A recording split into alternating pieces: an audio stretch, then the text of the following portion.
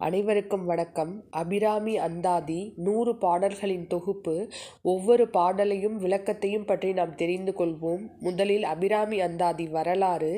தேவர்களும் அசுரர்களும் பார்க்கடல் கடைந்த பொழுது கிடைத்த அமிர்த கலசத்தை கடம் என்று கூறுவர். வைத்த இடம்தான் திருக்கடவூர். இங்கே பெருமான் மார்க்கண்டேயரை காப்பாற்ற வேண்டி யமனை காலால் உதைத்த பெருமான் கால சம்ஹார மூர்த்தி இங்கு நாயகியாக விளங்குபவர் அன்னை அபிராமி. எல்லா ஆற்றலையும் தரக்கூடியவர். அபிராமியை பரம்பரையாக பூஜித்து வரக்கூடிய குடும்பம்தான் சுப்பிரமணிய பட்டர். இவர் பஞ்சாங்கம் வாசிப்பவர், அதாவது என்ன திதி என்று கூறுபவர். ஸ்ரீ வித்யா உபாசனை எடுத்துக்கொண்டவர். அவருக்கு அம்பிகை உபாசனையும் அதிகம். அவரை பித்தர் என்று கூறுவர். அம்பிகையுடன் பேசுவார். எப்பொழுதும் அம்பிகையின் நினைப்பாகவே இருப்பார். அதனால் அவரை பித்தர் என்றும் கூறுவர். தஞ்சையின் சரபோஜி மன்னர் தை அமாவாசை அன்று தர்ப்பணம் செய்துவிட்டு பூம்புகாரில் திருக்கடையூருக்கு வந்தார். அனைவரும் ராஜாவுக்கு எழுந்து மரியாதை செலுத்தினர். ஆனால் சுப்பிரமணிய பட்டர் மட்டும் எழுந்து மரியாதை செலுத்தாமல் ஒரு ஓரத்தில் உட்கார்ந்து அப்பொழுதும் அவர் அம்பிகையை நினைத்து தியானத்தில் இருந்தார். ராஜா ஆனால் இதை பெரிதுபடுத்தவில்லை. அவருடைய வேலையை சோதிப்பதற்காக அவரிடம் அருகில் சென்று இன்றைக்கு என்ன திதி என்று கேட்டார். அவர் பௌர்ணமி என்று கூறினார். மறுபடியும் ராஜா இன்று என்ன திதி என்று கேட்டதற்கு பட்டர் பௌர்ணமி என்று கூறினார். ஆனால் ராஜாவோ அமாவாசை தர்ப்பணம் முடித்துவிட்டுதான் கோயிலுக்கு வந்தார்.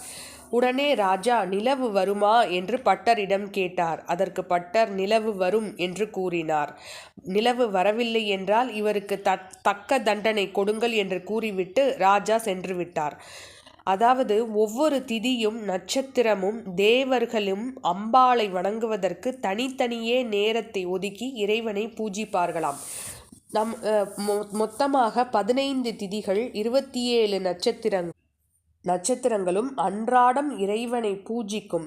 இன்றைக்கு என்ன திதி வருகிறதோ அந்த திதி அம்பாளிடம், அம்மா நான் இந்த திதியில் நுழைகின்றேன் என்று கூறிவிட்டு அனுமதி வாங்கி வணங்கிதான் அந்த திதி உள்ளே வருமாம். அவ்வாறு ராஜா கேட்ட பொழுது அமாவாசை முடிந்து பௌர்ணமி பிரவேசிக்க அம்பாளை வேண்டி நின்றது. இந்த காட்சியை அவர் மனக்கண்ணிலே பார்த்ததுனால்தான் பட்டர் அவ்வாறு கூறினார். பட்டர் அம்பாளை ஆராதிப்பதற்காக ஆரம்பித்ததுதான் அந்தாதி என்ற பாடல். அந்தாதி முடிவே இல்லாதது. அந்தம் முடிவு, ஆதி துவக்கம். கடைசி பதம் முதல் பதமாக வைத்து பாடுவதுதான் அபிராமி அந்தாதி ஆகும். அதாவது முடிவை வைத்து துவங்குவது. அம்பிகை தாடங்கத்தை, அதாவது தோடு எடுத்து விண்வெளியில் வீசி எறிந்தார். அது பௌர்ணமியாக தெரிந்தது என்பது ஒரு வகையான வரலாறு. மற்றொரு வரலாறும் உண்டு. மந்திர சித்தி என்று ஒன்று உண்டு. அதில் அஷ்டமா சித்திகளில் பஞ்சதசி மந்திரத்தை எவர் ஒருவர் தனக்குள் அடக்கி வைக்கின்றார்களோ அவர்கள் எதை மனதில் உருவமாக பார்த்தார்களோ அதை வெளியில் உருவமாக காட்டுகின்ற ஆற்றல் அவர்களுக்கு இருக்குமாம்.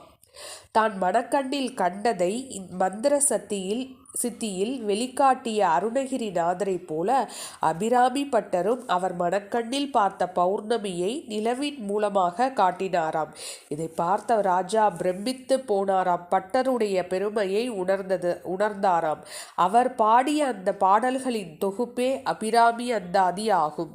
நாமும் இந்த பாடல்களை படித்து பாராயணம் செய்து அம்பிகையின் அருளை பெற வேண்டும். நன்றி. நற்பவி.